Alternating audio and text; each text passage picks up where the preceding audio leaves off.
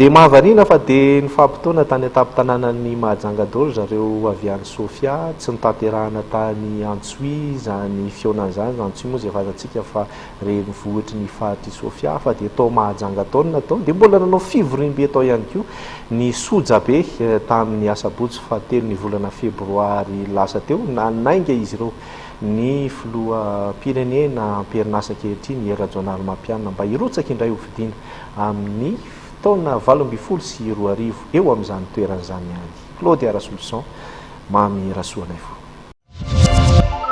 Manoloana ny ezaka sy ny zava-bitany filoha Hery Rajoanary Mampianina dia nangataka ireo Sojabe izay toteny ary mpandamina ny fiarahamonina avy amin'ny distrika 7 ao amin'ny faritra Sofia, Antsohi, Bealalana, Analalava, Mamitsara, Befandridy, Port-Berger ary Mampikony izay notarihan'ny filoha nasionalin'izy ireo ny jeneraly Mamzara Jules nandritra ny fivorim-be izay nitanterahan'izy ireo tao Mahajanga tampon-tanàna ny fa 4 febroary lasa teo ny mba ilatsahan'ny filoham-pirenena hovidiana indray amin'ny taona 2024 ary nanambara ampahimbe maso ny fahavononan'izy ireo anohana ny filoham-pirenena ankehitriny amin'izany fifidianana manaraka izany.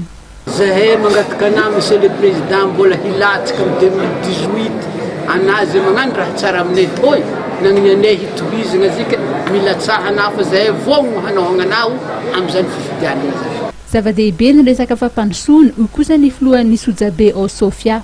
Maro ny tokony amboariny agny fa hitanay amin'izao fotoana izao efa magnano ny fanjakana.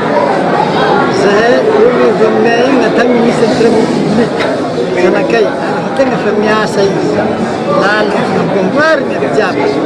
Tsy manadino ihany koa izy ireo ny nanolotra ny fisaorana n'Andriamatoa filoha amin'ny ezaka nataon'ny fitondram-panjakana tamin'ny sehatra maro ary indrindra ny amin'ny ananany zanaky faritry Sofia Solitena ao anivon'ny fitondram-panjakana.